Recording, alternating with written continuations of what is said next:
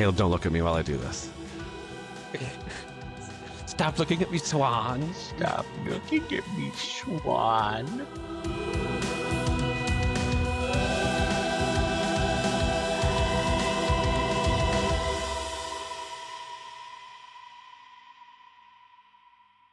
Welcome, foolish mortals, to Grim Grinning Dads, the show where three Disney-obsessed dads share travel tips, hot takes, and a whole lot more.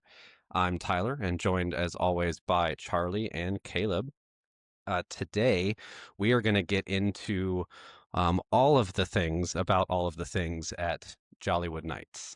But before we get into that, just want to remind everyone that the three of us are part of a team of travel advisors. Why are you laughing already?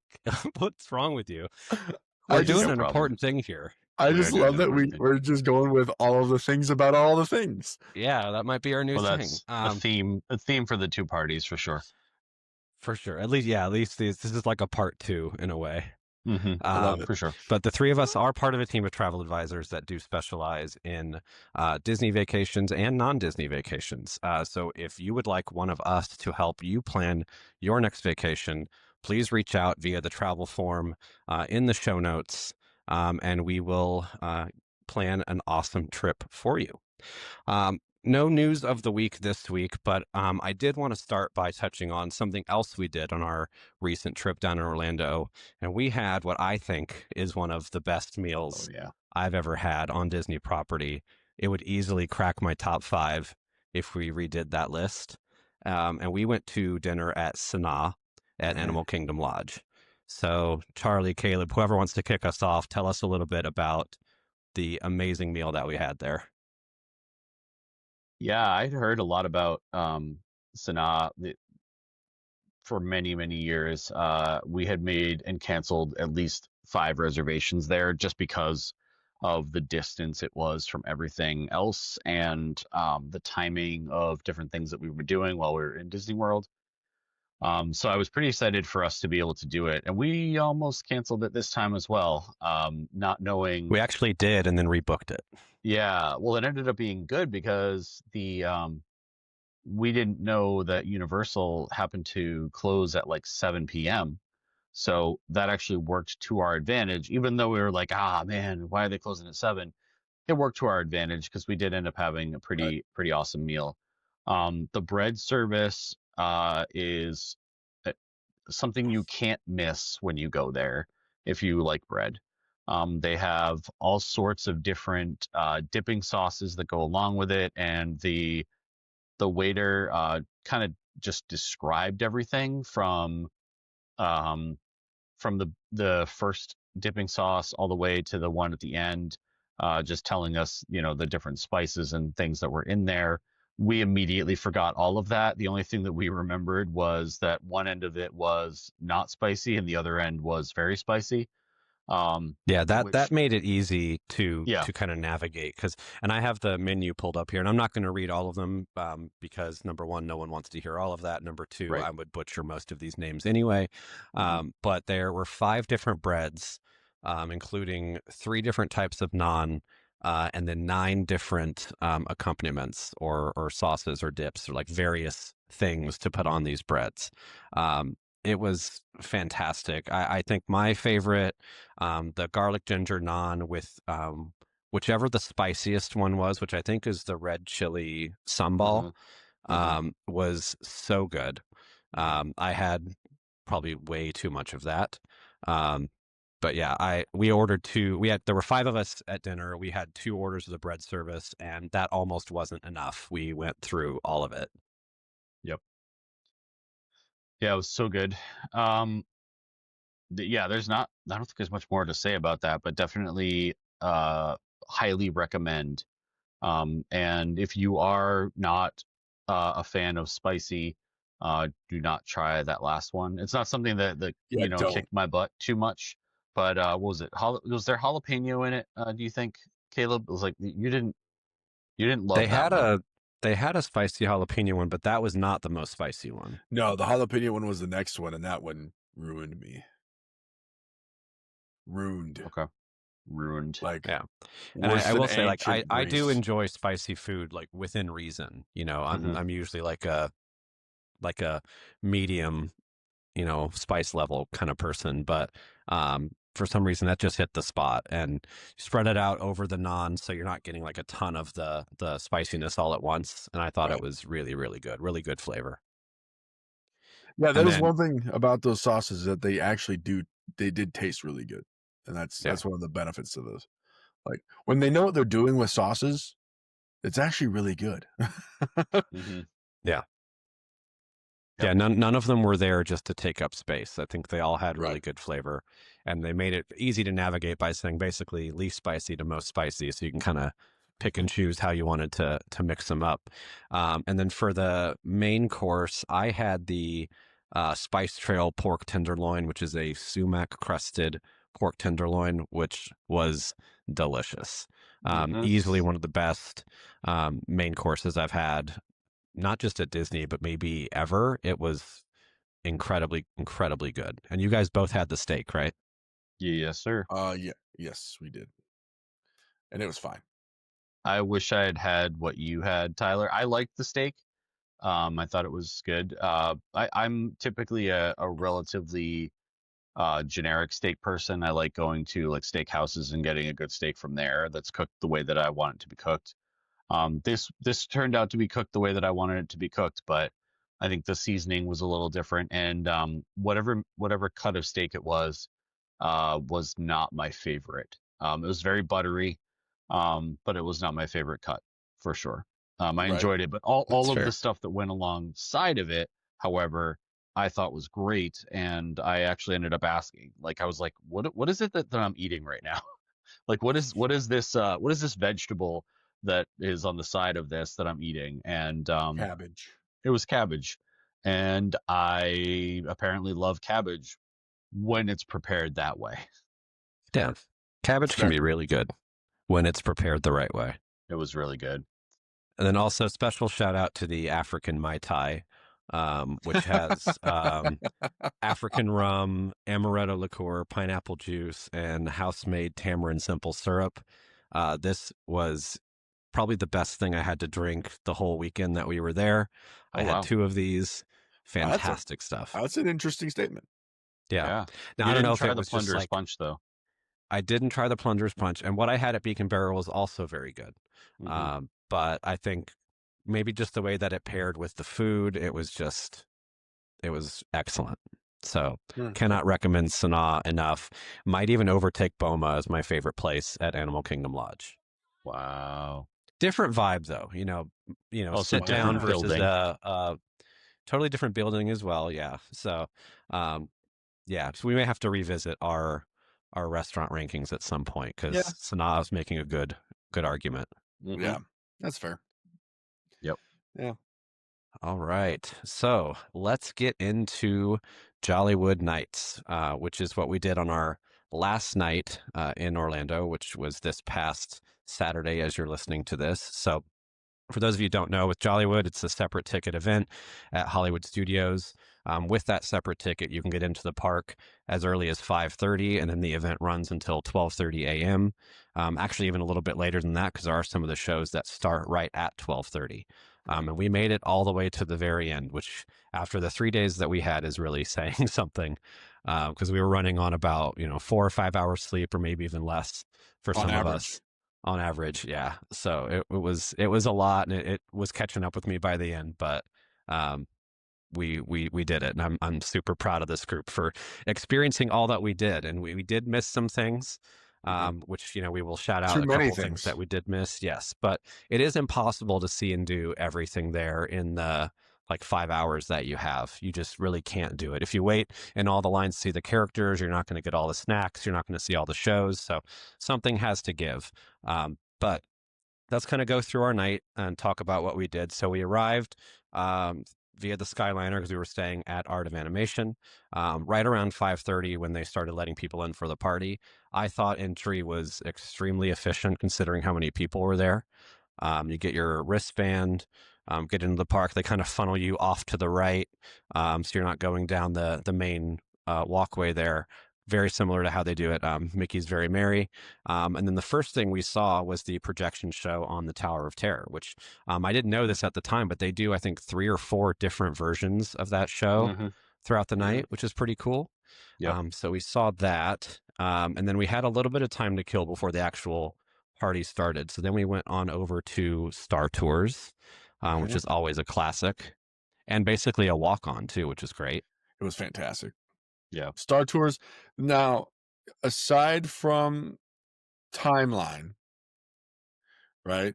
You knew that's what I was going to say. From that, we literally went backwards in time with each scene. Yeah. It was weird, but it's okay because it's not about telling a story. It's about just experiencing different things. But it is a classic. Like the 3D was better though. They've updated. I think they've done some updating to the visuals. Just in the last couple of years, even. Because when I was there 3 years ago, or 3 or 4 years ago, I was struggling with the 3D. And this time, it also, the show was a lot quicker. It seemed like we went through. I guess the ride was a lot quicker. It felt like we got the individual show scenes were shorter. Yeah. But that was a great time. And then we went over to Galaxy's Edge. That's when we did Smuggler's Run, right? We did do Smuggler's Run. Yes. Yes. And we activated Chewie mode. We did activate Chewie mode. We did. It was so cool. Was such a blast. Caleb and I got to be pilots, and we actually did okay. Yep. We might need a little bit as we probably could have. Yeah, as good as we could have. I hadn't been a pilot for a while, so that was a ton of fun. And then right as we were getting out of Smuggler's Run, that's right when the party was about to start, and we saw a line forming for a certain character meet and greet, which was probably Charlie's highlight of the night. So Charlie, tell us about what we did first. Well, we stood in line and allowed my feet to swell up to 3 times their normal size. But like the Grinch's heart. Like the Grinch's heart. But knowing what we were waiting for, we knew what we were waiting for, and we were waiting for Chewie to come out dressed in his Life Day garb, which was very, very cool. And he looked great. Yeah, it was so awesome. He came out with this like glowing like sphere, which must be a throwback to the show. And he took it out, brought it, put it on a platform. Prior to him coming out, there was one of the cast members was like hyping the crowd up, like doing some hype stuff, like getting us to cheer and all those types of things. We didn't realize that we had arrived as early as we did. So we were there probably 20 or 30 minutes prior to where he was supposed to even come out. And I've never seen a queue like that for Chewie. Because when I was there to meet Chewie in this picture behind me, there were no lines, and like I didn't hug Chewie, and then this photo is the result of me going to my family like I really wish I had hugged him, and then them being like, why don't you go back and do it, because there was nobody there. So having 75 people in front of us was kind of crazy to see.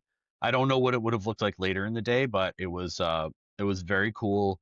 We got up to the front, and in typical little boys who are too excited fashion, not a single one of us scanned our magic bands, and I did not get my photo of me. Well, we got the video. However, there is a video that is on. It's on some of our socials already, but should be on other ones soon, and maybe we should like cut it and put some captions.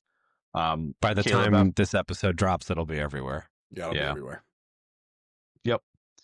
So we'll maybe put some voiceover over it and talk about how excited I was, because I was so excited.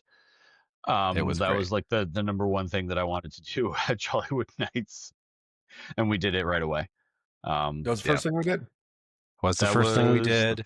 We did wait about an hour for that. Yes. Which in hindsight, we probably would have done things a little bit differently had we known that wait was going to be an hour. Because I have heard that the wait can be less later in the evening, but that's never a guarantee. Right. But regardless, that's what we did first. After we were done with that, we were pretty hungry, so we decided to grab some food. So we went over to the ABC commissary where they had probably my favorite snack of the evening, which was the birria taco. Yep. Very, very similar to the one in Disneyland, if not the same. Maybe a little bit larger, because at Disneyland they sell them in twos. These were individual. So I did buy two of them, which I kind of regretted a little bit after the fact because I was pretty full after both of these. So I probably could have had some more different snacks later on. But these were delicious. Yep. Yeah, 100% agree. I think I did a quick review on socials or TikTok or something about the birria taco, and I gave it a 10 out of 10. It definitely hit the spot. Kind of harkening back to our Disneyland visit when I it was the first time I had ever had birria tacos, and I had been looking for something like that since then, and was so excited that they were going to have it, and sat down. I only had one. Um, I, I I I wasn't really thinking that I wanted to have other food after that. I had that, and I had a drink called a choquito, which was very, very good as well. I think it was rum mixed with a bunch of different types of um, dairy and a little bit of cinnamon, and it was very, very good. So highly recommend that as well. Tyler, did you get a drink while you were at the ABC commissary? I did. I did not write down the name of that drink. I know it had pisco in it. But you, Caleb? Well, while he's looking that up, what did you get? I had the taco. And I don't remember what else I had. Well, you had a drink too. It was all good though. It was all good. Yeah. Yep. Actually, like you were saying about the comparing it between world and land. I thought it was just as good, if not, like you said, the same. Like that birria taco was very well done. And if I go back in like 2 weeks, I might get it again. And you should. So I have the drink here. So it's called the Chicha Morada with Pisco, which is a punch made with pisco spirit, purple corn, pineapple, apples, cinnamon, and cloves, garnished with a lime wheel. Oh yeah, which was pretty solid. Pretty solid. Nice. It was good. It sounds good. Yeah, sounds had all right. Like a little spice to it, but not too much. Like a good holiday kind of drink. Sure.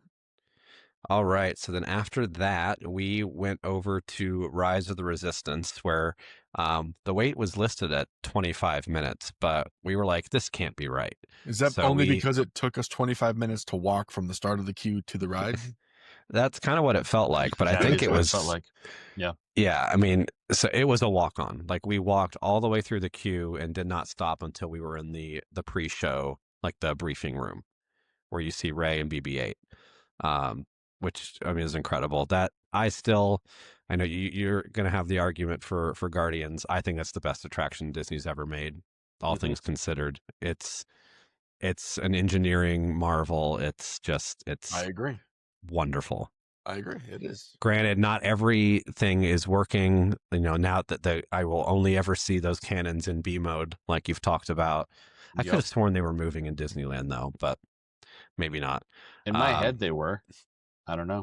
But they also have Kylo Ren was in B mode too at the end. Yeah, because you see him in the TIE fighter outside as opposed to standing inside right before you kind of get in the escape pod. But nevertheless, awesome ride. My number one for sure. Yep. Yeah, I agree. It was really fun to be able to walk onto it again. It was very similar to what we did when we were at Disneyland. But that was in the middle of the day. That's the thing that was crazy to me about land so much. We were there during the week of the 70th anniversary, and we saw that there was a 25-minute wait for Rise of the Resistance, and we were able to just walk onto the Rise of Resistance in the middle of the day without a doubt. Just like going right on. It was awesome. And at World, you could almost never walk on like that. Like that is never, it never gets below 60 minutes, 45 minutes, let's say. And for us to get on there in 25 minutes and walk right on and experience, oh God. Do you guys remember what Eric said to one of the First Order members that like made her like it broke her brain? I remember he said something. I don't remember what it was, but she was laughing at me because I had my phone out. And he said 85. She goes, "How many in your party?" And he goes, 85. And she kind of was like, yeah. She literally didn't know. All the other things were rehearsed and like prepared.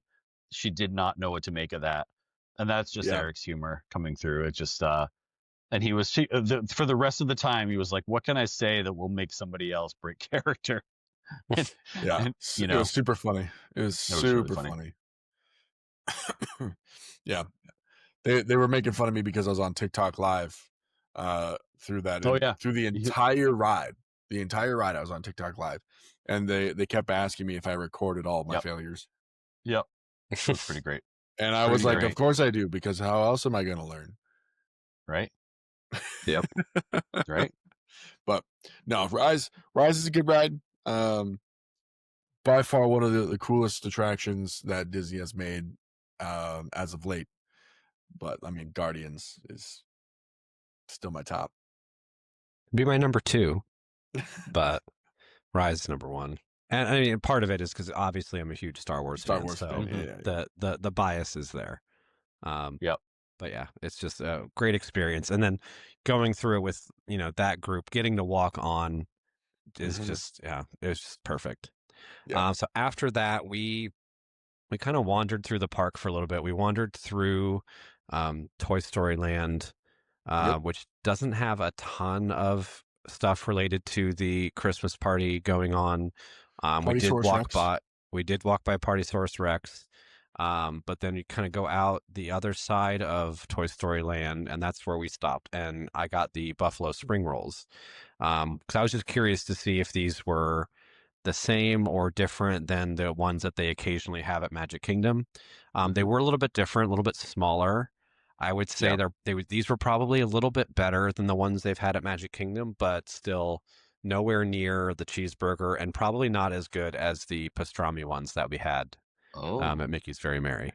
So I would still put those two as 1 and 2 by some distance. Okay. The apple cider was really good there, though. Yeah, you had the apple cider. Yeah, I did not get a drink with these. The apple cider. I don't think I did either. Spot on. But after that, what did we do? We went to see, by chance, the fireworks show, the Jingle Bell Jingle Bam. It was right after that. We happened to walk right up and we saw, well, actually, like, we were there getting the stuff, and all of a sudden the fireworks went off, and I went, oh. Well, yeah, because we were kind of like right behind the Chinese theater. Right. So then you come out from behind it, and we actually had a really good view kind of right off to the side there of most of the show. Yeah, it was really good. It was definitely cool. I think it would have been a little bit better if we were more centered, but like where we were at was not bad. Like it wasn't bad at all. And for just happening upon it and like not even like keeping track of time and be like, oh man, we gotta hit Jingle Bell Jingle Bam. We just happened to be there. So that was very Disneyland-esque to just like happen upon a show. That was pretty cool. That was pretty cool. Yeah. Well, I guess what you guys didn't realize is that Eric was corralling us over there for that exact time that was scheduled for the Jingle Bell Jingle Bam. Was he? So, yeah, 100%. You guys didn't know it, but he kept looking at his watch. He's like, yeah, the thing's about to happen over there, and I was like, oh, we probably should do that. And then we stopped for snacks, and then it just started.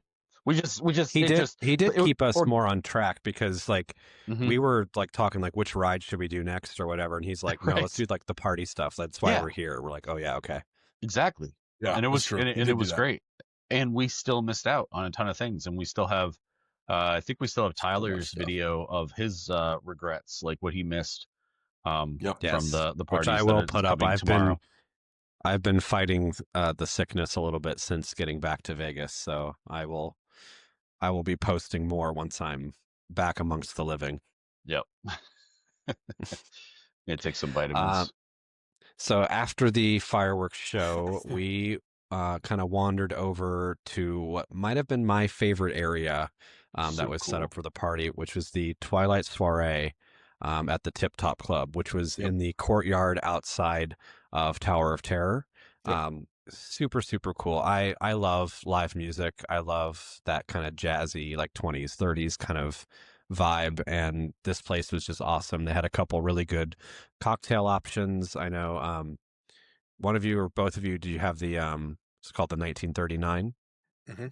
You did, Caleb? Yeah. Yep. And then I had the other one, which was the daiquiri, which had like a coconut rum in it, which was very, very good. And got those collectible glasses as well. And then we caught the very end of the set that the band was playing there. But even after they took their break and they still had the same kind of music playing, it just wasn't live anymore, but it was a cool area to kind of hang out in, right outside the exit to Tower of Terror. So definitely really cool. So funny. I'd never looked back to see what that area looked like when I would be exiting Tower of Terror. So when we walked over there, I was like, oh, it's a new area. And then I was like, wait a minute. There's the oh, I see what you did there. Like I literally was like, okay, there's a little corner like over, like that where the bar was set up, with like the pre-made drinks and stuff, was, this corner that they generally don't use, I would imagine, too much. They probably bring things in and out that way, but it was very, very, very, very, very cool. And just the vibe that the singer was giving off was like gigantic. I wish we had gotten to see them live, because they seemed to be killing it. Like they looked like they were having so much fun. And I can imagine like that for a performer who works in Disney World to be able to do those types of parties where literally everybody is having a good time. There was like so much less of the, craziness, just because Jollywood Nights is again, it's still in Disney World, so we're not saying kids shouldn't go, but it's definitely the theming, the amount of alcoholic drinks there are that are scattered around the entire place is significantly more than what you see in Magic Kingdom, obviously, and it just ends up being a whole vibe. So that's a thing that, like, if I had to pick number 6 on the list of the top 6 things that I would that I kind of feel like I missed. I feel like I missed that band, and I wish I had gotten to see them a little bit longer. Yep. I feel that. I would agree. So after that, we went and got what ended up being our final snack of the night. And one thing that I was really looking forward to trying was the holiday turkey popover. But unfortunately, it ended up being probably the biggest disappointment of all the things we ate, because it's just way too much popover and not enough turkey. So it ended up just being like almost entirely bread. A little bit of turkey, a little bit of mashed potato, a little bit of gravy. But yeah, just way too much bread and just not enough flavor overall. So a little bit of a letdown, but had to try it. I got eggnog, so I was happy. So you were happy. Yes, that was one of our major things, that because you had missed out on it at Magic Kingdom. I missed it at Magic Kingdom, but got it at Jollywood. So that, can't complain. It was good. It was a good time. I had some sort of dessert there, and it was pretty good. It's nothing. Oh, nothing it was that. What was it? It was like a lemon something. Yes, it was some sort of lemon cake, which was good. But again, out of the items that were on that menu, that was the only thing that was really like appealing to me. and I'm glad I didn't get the popover because, it just reminds me of like a pot pie, and unless it's a good pot pie, I'm not into it. So yeah, I don't know that I've ever had what I would consider to be a really good pot pie. Exactly. I was super interested in what was it, like just the sides? I was curious at it. I never got it. But that was the other version of the popover, right? Yeah, I looked at it and I went, that one might look good. But I just want the eggnog. Yep. Fair enough. But then we went to the final show that we saw. I don't remember the name of it though. Holidays in Hollywood. There it is. Starring Miss Piggy. Miss Piggy and also Kermit. Also Kermit. Yeah. And Mickey and Minnie. Well, but no, like Kermit and Piggy are like the hosts of the show. They're hosting. 100%. But I didn't expect to see Mickey and Minnie there. No, I didn't either. Yeah, it's odd that they would show up and not be the hosts. Like I know. They're not the first names on the call sheet. Like that's surprising. Mm-hmm. I know. Like that was probably the first time that I've ever seen Mickey and Minnie be the secondary character, which was kind of cool. And arguably not even secondary. Like they weren't the first characters to come out. They were background. Right, Tiana. Which the voice hurt. That so cast member, she was incredible. Spot on. Goodness. Yeah. Spot freaking on. And the really cool thing is like I think they had to do it that way, right? With Miss Piggy and Kermit being the host because the whole Muppet Vision going away, right? And it just kind of gives them that presence in the park. So like that was cool. They did have it last year too. Right. But they probably already knew what was happening. Right. And it felt like it was one of those things where it was like, you know what? They still have a presence here, even though Muppet Vision is gone. And I know they're coming back on Rock and Roller Coaster. But it was one of those things where I very much felt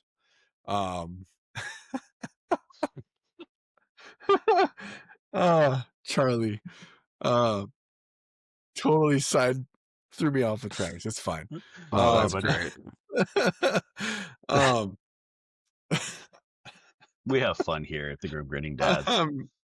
But anyway, maybe too much. It was one of those things like it was refreshing to see Mickey and Minnie not be the headline, and also like Tiana be featured in something where like she does, and like that whole era is very much Princess and the Frog, right? Yeah, it is very much Tiana, and it was great to see that she had a presence at the party, and it was phenomenal. They did incredible in that show. I would go see it again. Yeah. And I'd probably catch 2 shows of it. Yeah. Yeah. It was that good. One last thing that I wanted to highlight about the party before we kind of wrap this up is how they handled their merch and how that was different from Mickey's Very Merry, which at the time I was like, this is weird. I don't know if I like this, but I think it probably makes a lot of sense considering the amount of traffic. They have a completely separate location. They use, is it the, I don't know what show is normally in that theater, is like one of the like Mickey cartoons is in that theater, but they utilize that and then have this like sort of back room where they have just the party merch and nothing else. So they can really control the flow of traffic in there. So I think we all went in there. I think I was the only one that actually bought anything. I bought one of the t-shirts, but I was in and out of there in under 5 minutes, which would never happen at any of the shops on Main Street if you're trying to get the party merch at Mickey's Very Merry. So at first I was like, I don't know about this, but then after like going through the experience, I totally understand why they do it. They don't really advertise it too. Like we actually had kind of a hard time figuring out where it was. But once we figured out where we were going, like, okay, all right, we got this. Having to ask, that was weird. Brittany was like, I know where this is. And we walked over to an area and they were like, and it was just like popcorn buckets. And because she had been told something very specific, and then that person directed us to the right place and we walked over to the right place. And I had initially had a poor opinion of that as well. But after kind of sitting with it for a couple of days and kind of thinking about the way things went down at Mickey's Very Merry, I don't remember where the merch was located. It was scattered all over the place, and there's two. It's in the Emporium, and it's in the shop in Tomorrowland. There's two spots. Well, which is great, but again, like it wasn't centralized, and how efficient they were getting you in and out. I was like, there's no way you bought something, and you just were like, yeah, I did. I bought a shirt. I was like, okay, that's crazy that happened that quickly. I didn't see anything that was like appealing to me that was in there specifically, but it was definitely it was a nice experience to be able to kind of jump in and jump out. And that was pretty late too. Like we did that before we went to the Twilight Soiree, though, didn't we? Or did we? That was after that. It was right before the Muppet Show. Oh, okay. Yeah. Because we had like a half hour to kill between the previous show.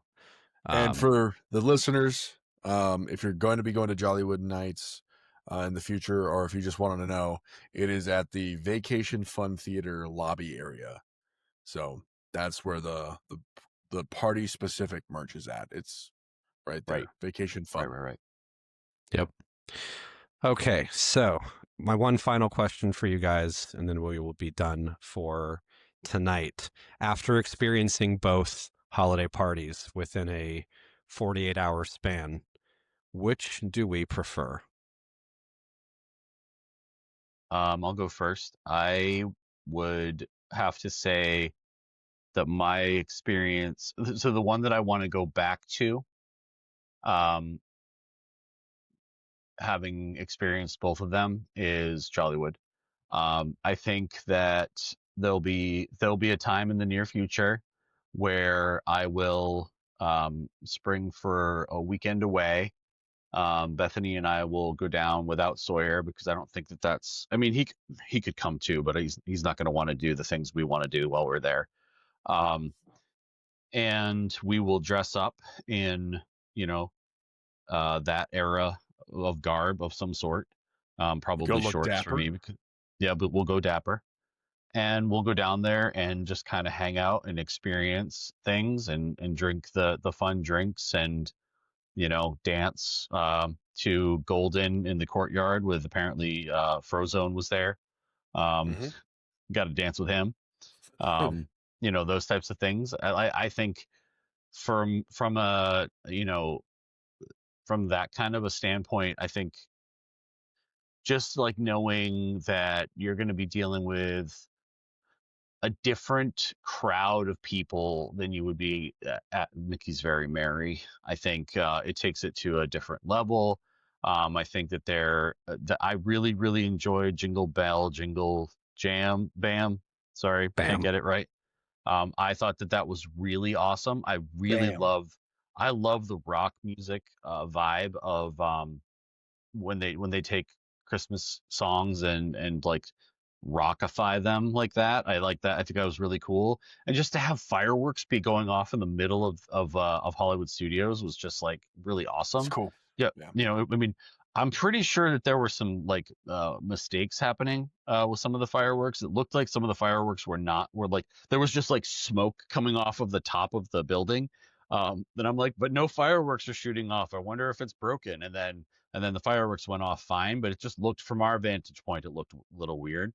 But that overall vibe for me was just fantastic. And that is why, I need to go back and bring my wife with me and have it be a romantic holiday affair. Nice. All right, Caleb, what do you think? This one's tough. This is the first time that I've ever been to either one of them. It's my first time going to Very Merry. It's my first time going to Jollywood.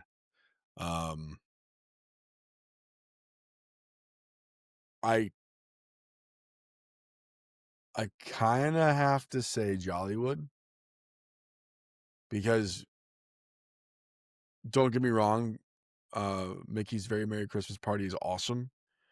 There's just a lot of things that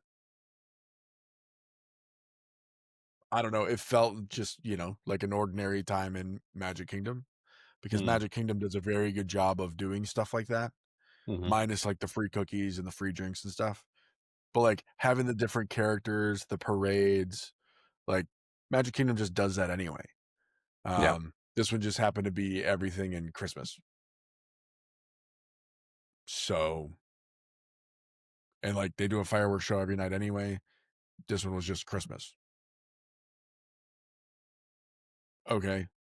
Jollywood felt like a completely different experience for Hollywood Studios. Yeah. Like it wasn't just Hollywood Studios with Christmas. It was, this is completely different. Yeah. They had different areas for different things. And it's the one thing that I'm like, I didn't get to do everything here, and it bothers me that I didn't. Yep. Like there were things that I didn't get to do at Very Merry that at the end of the day doesn't bother me. I'm like, nah, whatever. And also the price point for Jollywood is way better.